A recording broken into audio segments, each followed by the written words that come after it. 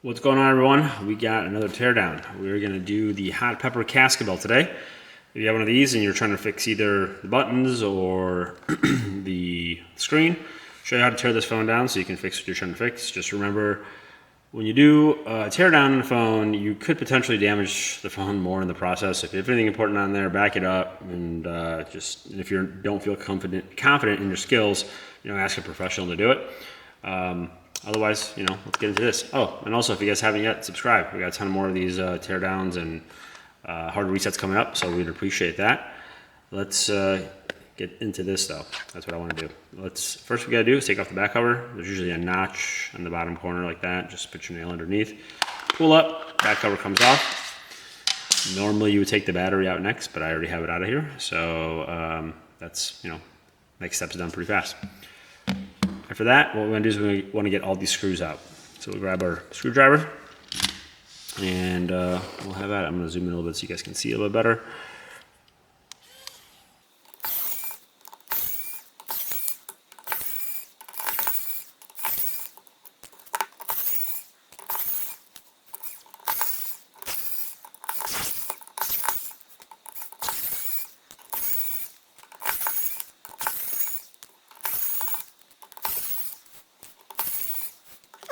Once you do that, let's double check to make sure I didn't miss any screws. I have a tendency to miss one or two here and there, so please forgive me if I did.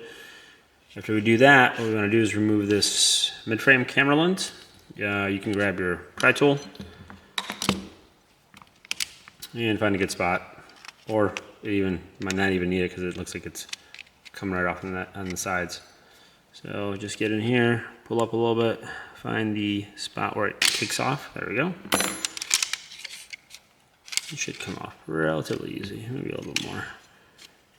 If you are pulling up and you feel like it's stuck, go back and double check, make sure you didn't miss any screws, because you don't want to, damage it more than it already can be.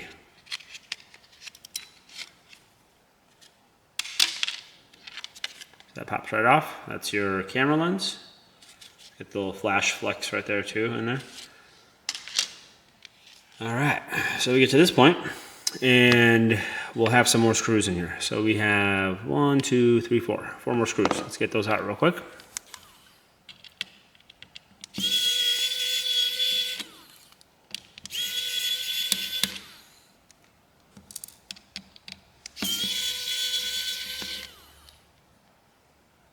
With this last one, just so you know, it's really close to this flex over here.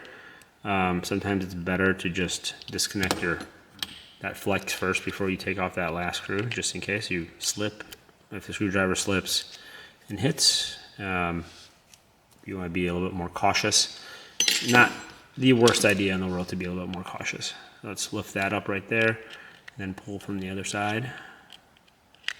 It should come right out. There you go. So that's your power volume button flex. We don't want to damage that, so we'll take that out first. Realistically, you don't have to. It's just one of those things more of, if you're doing this for the first time, I would recommend doing that first. So I got a sticker stuck on my finger. There we go. All right. So now we want to disconnect all of these connections. Just going to push up on the little black bar right there. Little black bar. And it looks like the camera is seated underneath here under this little cover, which I think it should be fine, but let's get all of this off first. So pull that off. You should probably be using a plastic tool to do this portion so you don't actually rip these ribbons, but that's how I do it. So let's pull this coax up too. And with this, it's connected on the charging port, it's connected on the bottom, so we actually have to I prefer to get the charging port or the vibration motor out first. So I kind of get under this way, push up. That way, when I lift this up, I'm not putting tension on this little wire because they're pretty fragile and they break relatively easy. So we'll push this connector up this way. Use my nails a little bit easier, and then slides right out. And there's your charging port. And does it have your mic on it too? Yep, and there's your microphone on there too, and your vibration motor is connected to it. So if you have a vibration issue, microphone issue, or a charging issue, this is the part you'd have to replace. You wouldn't even bother touching this top portion. You would just change this if this is the part you're replacing. And then start putting it back together. So do that. So we got that, and let's look under here. Make sure we're not going to rip anything when we're doing this. Slide this little bit of protective cover over a little bit. See if we got anything underneath there. It's already trying to take the cameras with it. Use these stickers on here and it drives me wild. Alright, there we go. So pull that back a little bit. We have two connections here. I'm just going to leave them in when we pull the board out, since there's really no reason to take them out right now. It'll be easier once we get the board out. So find a good little spot to pry and gently lift up. And if you start feeling like you're stuck on something, you might be. And in this case, we can see that this little housing frame kind of holds the board underneath. You just slide up a little bit and we can take it right out. I did forget to disconnect the coax. They'll come off that way too. Just be careful, because if you do rip that head, then you're gonna need a new coax cable. So then we got these cameras. Let's disconnect those. There's the main camera. There's the front camera. And there's your board. So honestly, if you're just replacing this board into a next screen, I would just leave the cameras in. So there's really no reason to take them off.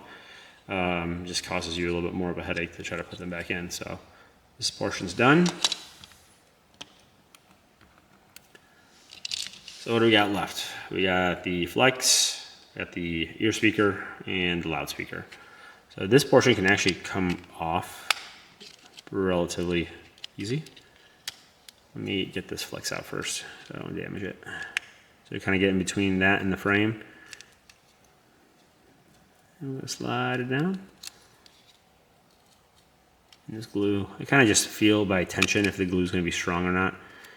And if it's not that strong, I'll sometimes pull up, sometimes I don't, just depending on how the glue feels. But we got that. That's the power volume button flex. Oh man, try saying that 10 times fast. Let's get the ear speaker out. Comes off pretty easy. Boom, there's your ear speaker. And we have the loudspeaker. I don't like this tape, so I'm going to take the tape out first. It always screws me up when I use my screwdriver. A little bit easier. Alright, so tape's out.